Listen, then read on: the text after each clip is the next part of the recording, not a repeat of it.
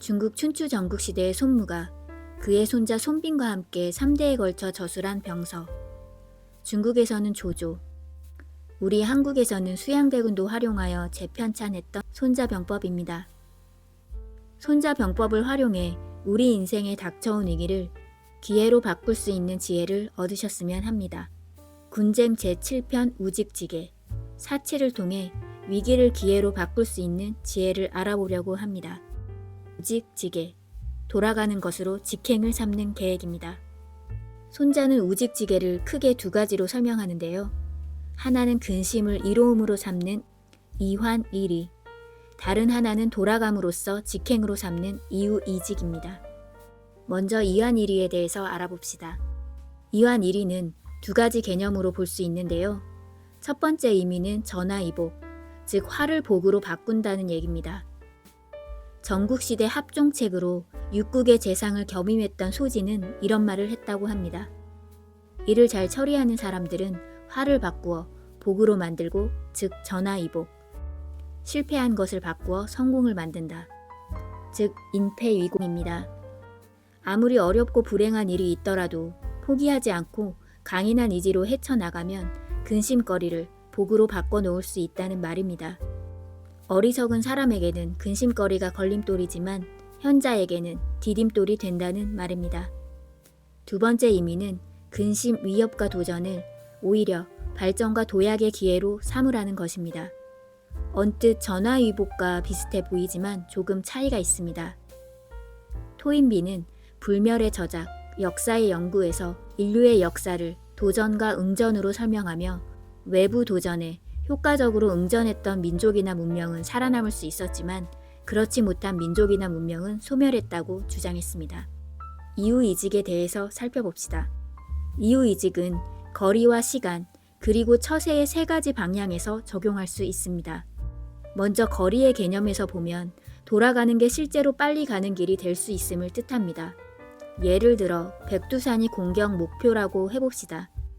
그곳까지 가는 길에는 여러 가지가 있는데 접근이 쉬운 길에는 이미 온갖 방어 조치가 되어 있어 적과 부딪혀 가야 하므로 많은 피해를 감수해야 될 것입니다. 그렇게 되면 거리상 가깝다 해도 결코 가까운 길이 되지 못합니다. 이럴 땐 멀리 돌아가더라도 장애물 없는 길로 가는 편이 더 빠릅니다. 당장 보기에 짧고 쉬워 보이는 길만 고집하지 말라는 교훈입니다. 두 번째는 시간에 적용할 수 있는 개념입니다. 일을 이루는데 성급하게 서두르지 말고 느긋하게 여유를 두고 처리해 나가는 것이 오히려 이득이 될 수 있다는 얘기입니다. 이른바 느림의 미학인데요. 우리에게 이우이직은 분초를 다투는 각박한 세상에서 속도보다 중요한 것을 돌아보라는 가르침을 줍니다. 세 번째는 처세의 개념입니다. 때로는 손해를 보기도 하고 때로는 양보하면서 살아가야 한다는 것으로 이해해야 합니다. 이렇게 하면 당장은 손해보는 것 같지만 결국에는 좋은 것으로 돌아옵니다. 선의 부메랑입니다. 평소 자신이 조금 손해보더라도 다른 이들에게 양보하고 덕을 베풀었던 사람들은 위기가 닥쳤을 때 주변에서 도움의 손길을 보태주어 금세 일어설 수 있다는 경우가 많습니다. 우직지계, 이완일이와 이우이직은 조금 늦는다고 해서 패배하지 않는다는 교훈을 우리에게 줍니다. 취업 실패, 승진 누락, 사업 실패, 해고 등의 이유로 모든 걸 포기하고 싶을 때가 있습니다. 모든 게 끝장났다고 생각이 드는 때가 있죠. 하지만 앞서 우직지계에서 조금 늦어도 패배하지 않는다는 교훈을 얻었습니다. 그럼 이 인생의 위기에서의 삶 속에서 우리는 나 자신을 이겨내고 인생이란 싸움에서 낙오되지 않고 패배하지 않고 승리하며 잘 살아가려면 어떻게 해야 할까요? 손자병법에서는 전쟁에서 승리하기 위해 다스려야 할 4가지에 대해서 이야기하고 있습니다. 치심, 치력, 치기, 치변, 마음을 다스리고 체력을 다스리고 사기를 다스리고 변화를 다스린다는 말입니다. 첫째, 치심은 사람의 마음을 다스리는 것인데요. 싸우는 자의 마음을 어떻게 다스리느냐는 승패와 직결됩니다. 아군의 마음은 잘 다스려 동요가 없도록 하고 적의 마음은 흔들어 놓아 어지럽혀야 합니다. 둘째, 치력입니다. 체력을 잘 다스린다는 의미인데요. 어떻게 하면 아군의 체력은 잘 보존할지, 어떻게 하면 적의 체력을 고갈시킬지에 역점을 두어야 합니다. 체력이 약하면 정신에도 문제가 생겨 건전한 판단을 할 수 없기 때문입니다. 셋째, 치기, 즉 사기를 다스리는 것입니다. 아군의 사기는 높이고 적의 사기는 꺾어야 합니다. 사기는 전쟁의 승패를 좌우하는 결정적인 요소입니다. 넷째, 마지막으로 치변입니다.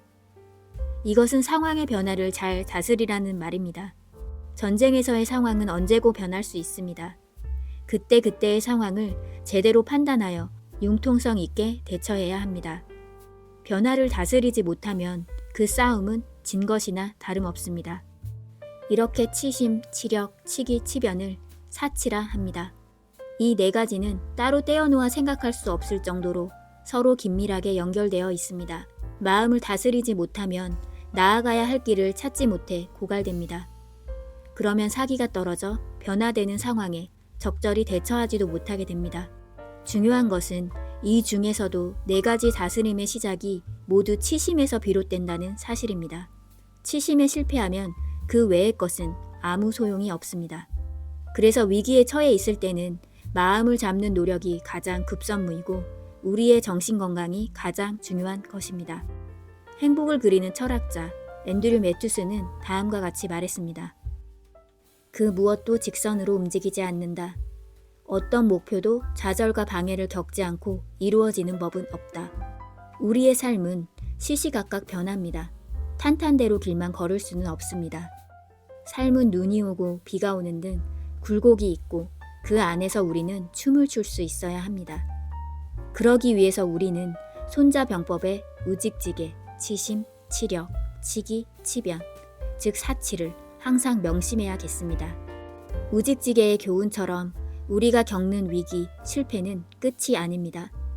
어쩌면 더 큰 성공으로 가기 전에 기회일 수 있습니다. 그리고 그 상황은 우리가 어떻게 대처하느냐에 따라 충분히 바꿔나갈 수 있습니다. 위기가 닥쳤을 때 좌절해도 됩니다. 우리의 상처를 치유할 시간은 필요할 테니까요. 저는 오히려 그런 치유의 시간을 가지라고 권유하고 싶습니다.